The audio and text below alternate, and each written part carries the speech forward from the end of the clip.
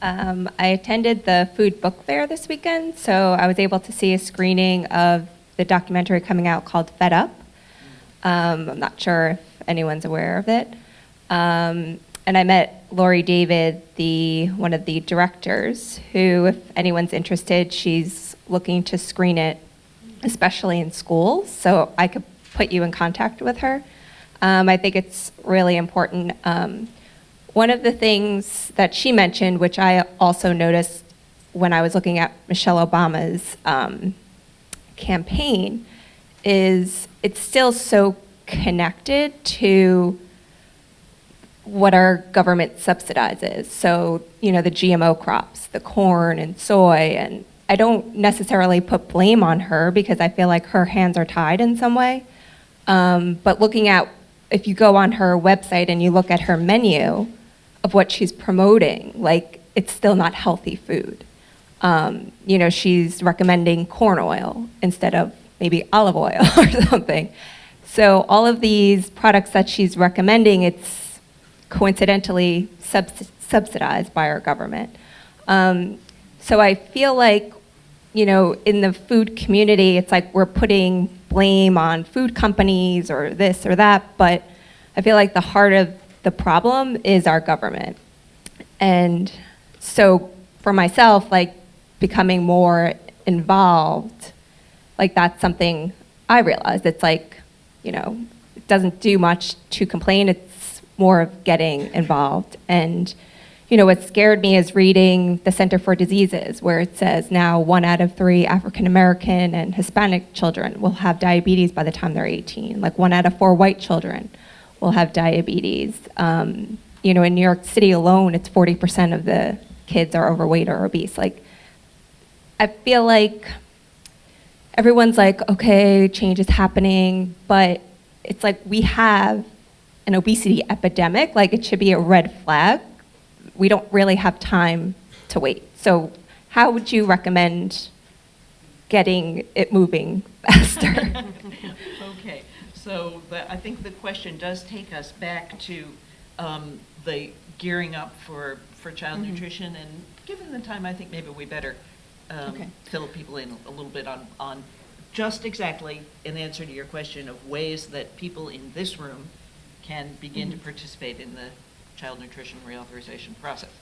So, and your question is obviously a huge question, and we are all challenged by working in a very complicated and challenging, system, from government regulations to food companies to public health policies and even divisions within there. But what we are working to do is what was done for the last Child Nutrition Act, is really try to bring all the voices in New York City together, which sometimes can have different opinions on things, the anti-hunger perspective and the access perspective, the nutrition perspective, and really try to come up what we want for child nutrition reauthorization. As Jan said earlier on, it's all those government programs that actually are the things that are the heart of child nutrition reauthorization. So those are the things that we can work on figuring out what are our priorities and what it is that we want to change. For some of the other things that you're speaking about, which is about what's supported by our government in terms of our food production practices, that really fits more into the Farm Bill, which just passed, and there's a lot of pushing to try to move that in the right direction. Now, something that took decades, even if you disagree with it, took decades to get into place.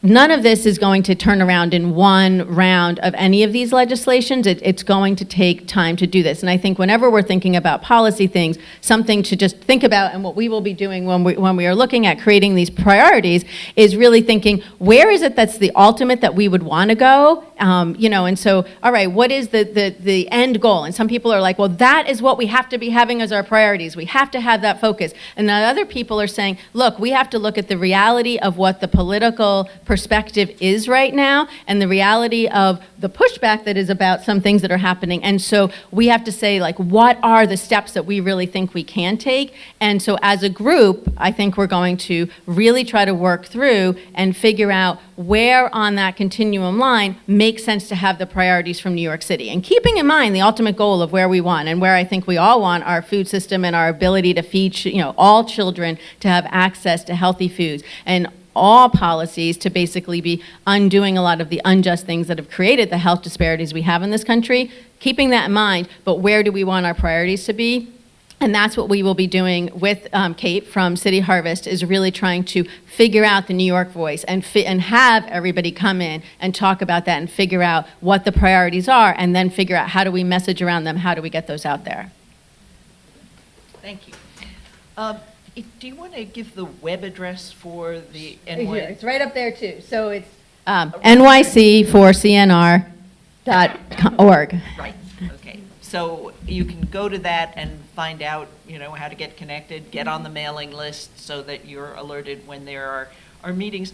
I'm going to reassert my prerogative as convener here to pose a question to our panelists, which is the obvious one of if you could author one component of the new child nutrition bill or the reauthorization, what would be your top priority?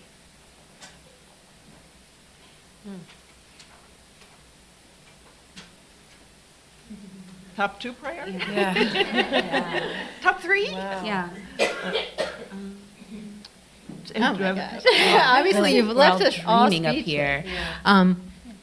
Well, I think that, I think keeping everything the same, but I think one thing would be, and I don't know if this could even come into there, but basically to have that the environment that children are eating these meals in is a positive environment, that that there is more regulations about how much time they can have, because that's what gets chopped off, and it gets quicker and quicker and quicker, and the kids don't have any time. And then we try to do this education and marketing and promotion in the cafeteria at the same time, yet when it's all about clicking who's getting lunch and all of that, it's just creating an atmosphere that is making it impossible to have that. So I think thinking about that perspective. Okay. And that clearly goes back to the issue of convincing principals that this is important, because principals do the scheduling.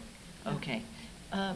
You got a quickie, Simone? Yeah, something I think that's really important that I think a lot creates a disconnect between what we vision school food could be and what we actually see on trays is capital investment in kitchens. I'd like to see is dreaming of every school cafeteria actually having a kitchen where all of the cooks could actually cook, because I think that would also address a lot of the issues we're seeing and allow us to kind of transition more into the scratch cooking that we want to see. And let me respond to that by saying that marker bills have been dropped in both the House and the Senate for some equipment funds that would maybe start this process. And if every school had a real cooking kitchen, that would not only improve the quality of the meals and make that possible, but it would create good jobs because skills could be upgraded so that the kind of work that WITS does with cafeteria and kitchen personnel now could be wider spread, and we could undo the de-skilling that took place over the last 3 or 4 decades in school food. So, so equipment and infrastructure, good. Nancy? Yeah, and I was just trying to figure out how to regulate my one wish, which is for school leaders and this country to understand the importance of this in schools. So to maybe Pam said it much better than I could, to sort of giving more time to lunch is a way to regulate that. And then also the training piece, I think, yes, the facilities, but then skilled workers to be able to prepare food from scratch. If I could just tell a quick story that kind of explains, at least it was a moment for me, the priority piece, which I do this work, and I think everyone cares about this. It's the most important thing in the world. And I was waiting to meet with a principal with a school food manager, a lovely manager, and we waited it was over an hour at this point, and this is very common. And I don't spend that much time in schools anymore, but I was just like, wow, this is taking forever. And she's like, no one cares about us, you know that. And I'm like, they don't? It was this aha moment that she was right. No one really cares about this moment, this lunch period. And so it was just really good for me to hear that from this wonderful woman who works so hard in her job that no one really cared. So. There are a lot of principals who look at school food service as the help. Yeah. Sorry. So I have 2 specific ideas that grew out of your comments. I want to try them out on you. They are really ad hoc, so you can all jump in and say, but why don't we maybe we should ask for a salad bar exemption. Okay, maybe salad bars should not have to comply with all of these complex regulations, because it's almost like there's hardly any such thing as a bad salad bar, or there needn't be. So do you think we could craft some kind of salad bar exemption that might help, so we could put the grains and the protein back? If you didn't understand that, which the 2010 regulations limited the amount of grains and the amount of proteins that could be served in any given week. And if you put them out on the salad bar every day, then kids could help themselves and they could exceed their grain and protein limits. So that's what's behind it. Well-intentioned for sure. The idea was to move consumption toward fresh fruits and vegetables, which we've all been talking about, but perverse, I think, in some of its effects. So salad bar exemption is one, and the other is thinking upstream about the education of principals. Should we try to intervene in the ed schools, in the principal training academies? I don't know. What do you do to become a principal? And can we insert ourselves into that education process? I'll go first. So yes to the principals and the upstream, and maybe putting it on the school report card, or there's the quality review now that schools have to do every year. If lunch or something around lunch were on that, then we could it would be a priority, for better or for worse. The salad bar thing, I think I'm going to disagree, because I think that in New York City, and to your point, we have a very, very long way to go, and please don't let any of our great work and things that we're talking about make you think that everything is perfect. But we are lucky that they have prioritized salad bars when they're not regulated. But it's rare. We work in Florida as well, and there is not one salad bar in the state of Florida. I am exaggerating, but I haven't seen one. And it's because it's not regulated and not mandated. So if we take away regulations for salad bars, then I fear we won't see them at all. And I would almost argue for the opposite, and that is to put them on the line. I don't know if I just said that. Don't quote me on that. But when you put them on the line, they can become the vegetable. And so I don't know. I'm going to stop right there. So I just want to comment that this gets at the complexity of really doing this on the ground. There are schools and districts where the salad bar is a component of the line. It can be done. There are strong arguments for both versions. I think we need a salad bar wing spread conference where we get together and really hypothesize salad bars. And I do also want to say the focus for today was child nutrition reauthorization. That's Congress and federal. But putting something in about lunch participation in the principal's review, our mayor could do that, our schools chance, we can do that here in New York City. So maybe we should add it to our agenda. Nick. Can I say that Thank you all for your comments. But I'm worried that we're underestimating the challenge in front of us. And if we look at the budget that Paul Ryan proposed and got passed by the current House of Representatives, it makes dramatic cuts in every benefit program. And we saw how much SNAP was under attack this year. And I'm concerned. It's true, as Jan said, we don't know how the elections are going to go, but I'm concerned we'll face an even more hostile environment in Congress.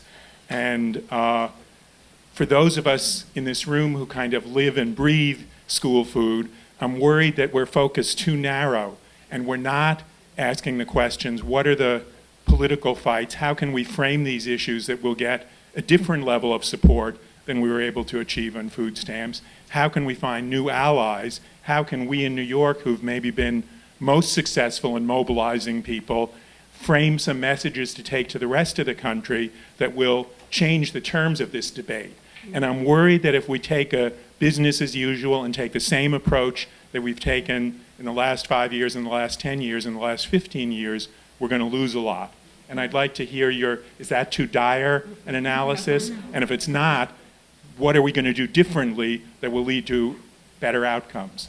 Okay, good. And I will say that that's part of why I included the 2004 episode in the little history, is because 2004, the odds were strongly stacked against us. School food especially, but child nutrition programs are very resilient in terms of politics, but that doesn't I mean, these are difficult times. Nancy, and